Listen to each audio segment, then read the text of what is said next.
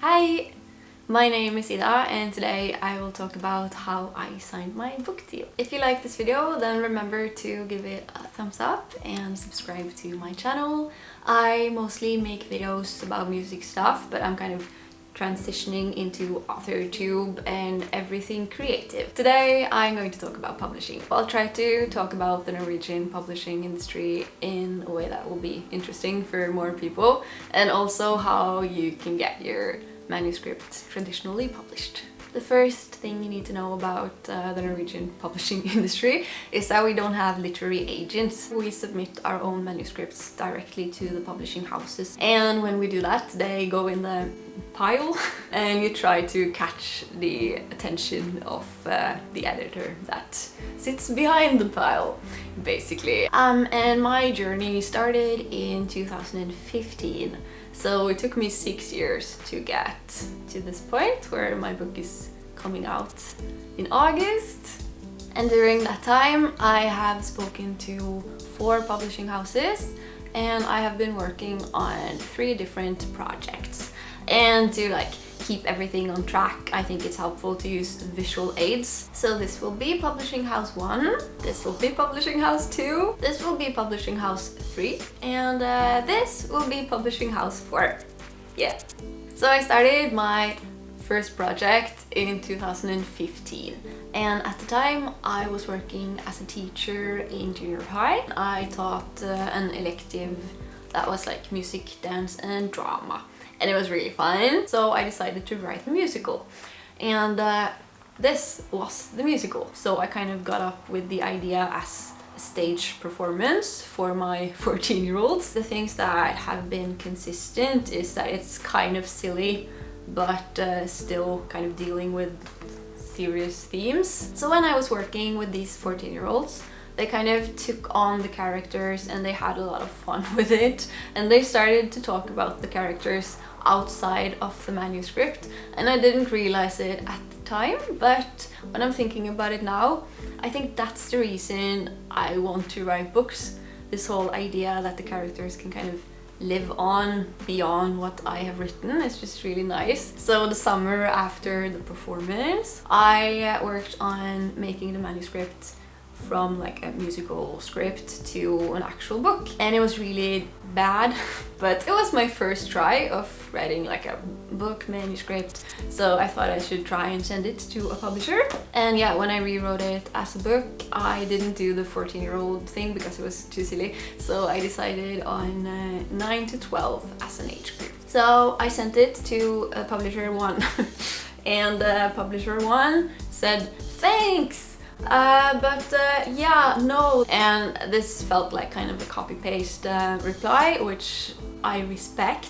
And then I decided to write something else. So I started on project 2. That's like a young adult story. I was studying my master's degree, which is in litteraturformidling, as we say in Norwegian, and that's actually kind of hard to translate. But it basically is everything between the text and the reader.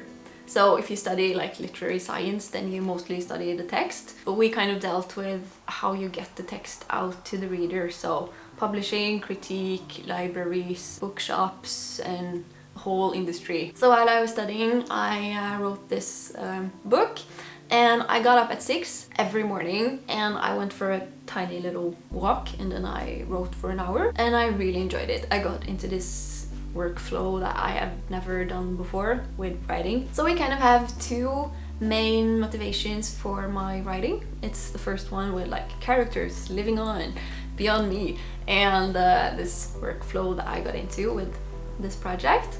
And I worked on this for almost a year, and then I decided to try and send it to a publisher. I sent it to publisher 2. Hey! And publisher 2 said thanks, but no.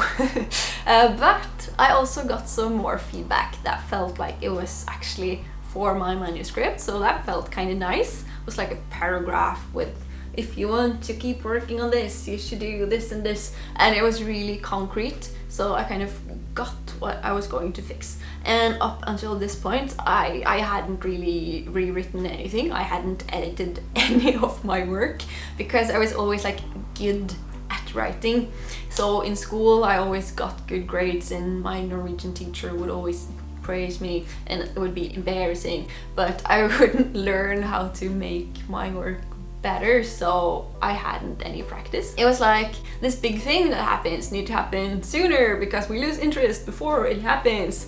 So I just moved it and I realized it was a lot better, and I fixed some other things, but I decided to not send it back. Because the thing with this story is that the main character is really similar to me. She has a lot of common interests, and she has, you know, the same favorite band and stuff. So I didn't want people to read it to think that it was actually me. So I thought that if I should publish this, I should publish something else before that was more clearly fiction, so that people knew that I could actually make stuff up.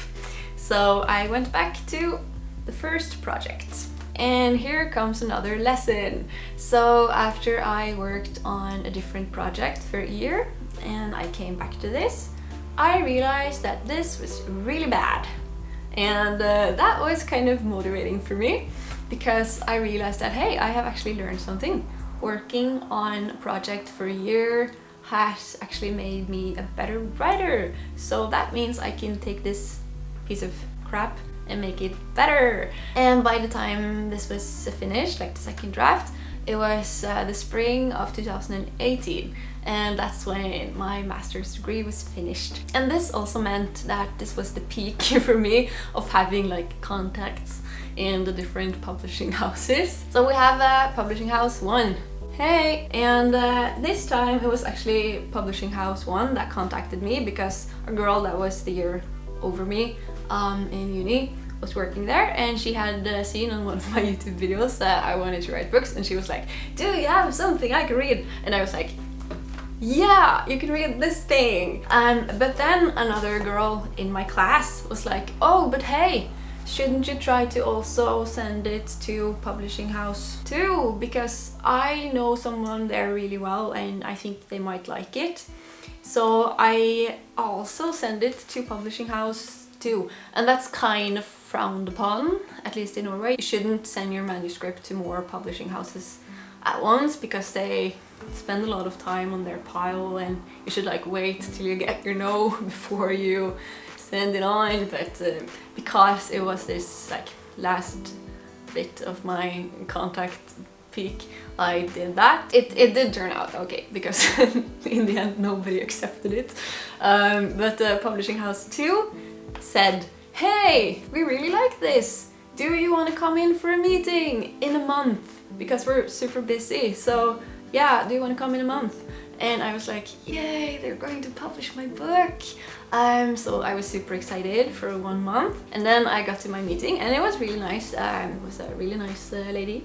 And she said that she really liked my writing, but that this project was like a bit too similar in vibe to one of their other projects, so they couldn't have both at the same time. It would be like a conflict when they were going to promote it and stuff.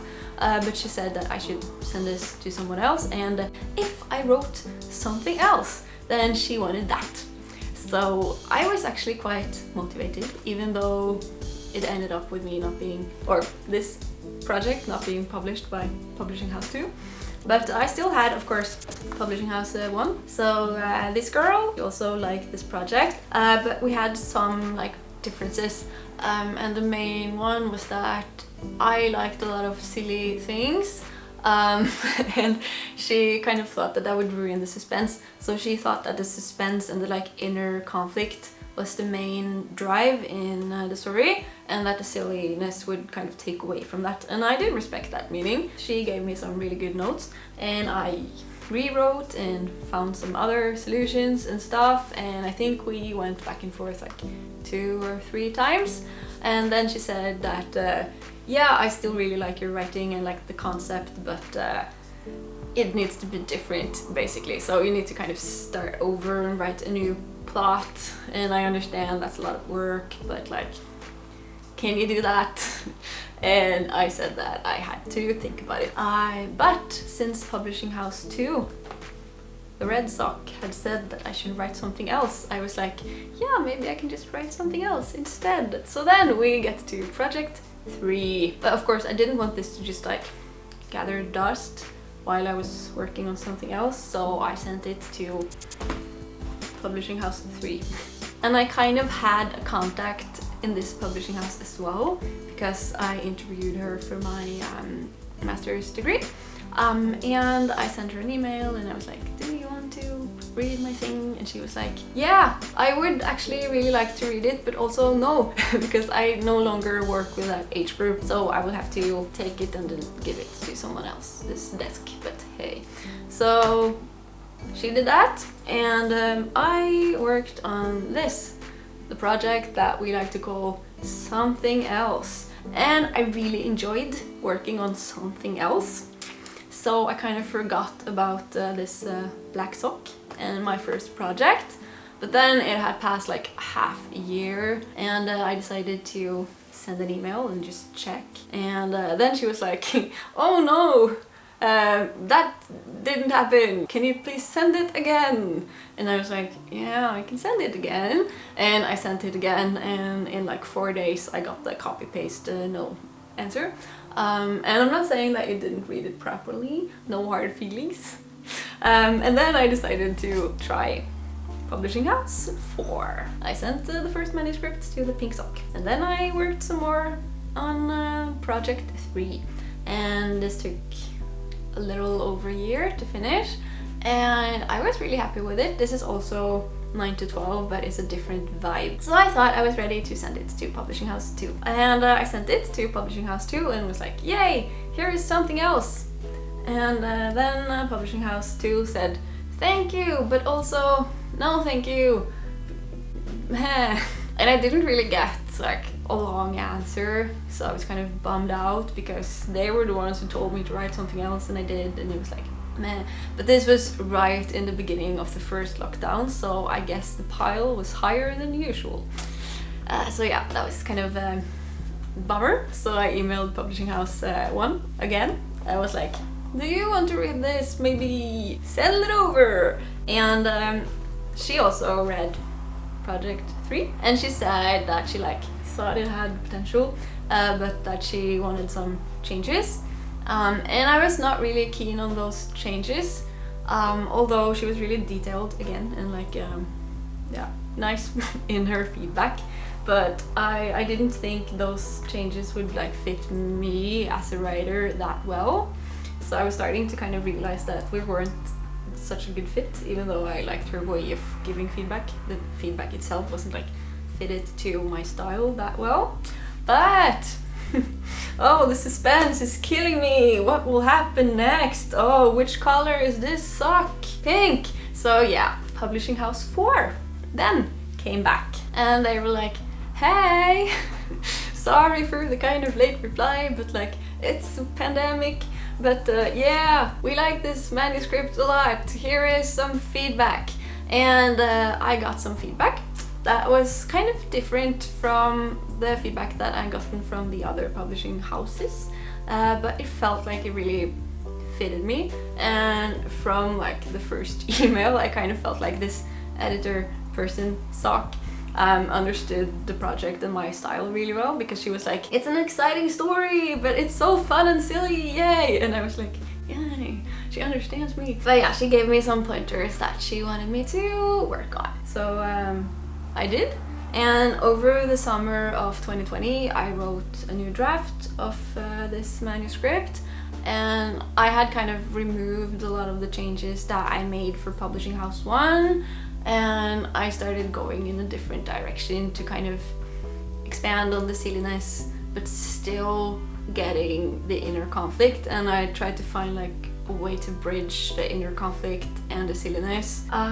So yeah, I sent in my new draft over the summer of last year, and then the pink sock said that it was really nice, and I was offered what we call a deal of intention. And I think that might be a typical Norwegian thing, or like a typical thing for when you don't have a literary agent. But basically what you do is that you sign your project to this house. So you can't send it to any more socks. You are like determined on that publishing house, and they're also determined on that project. So you both like have an intention of making this happen, basically. So I signed that deal this fall, and I submitted 2 more edits.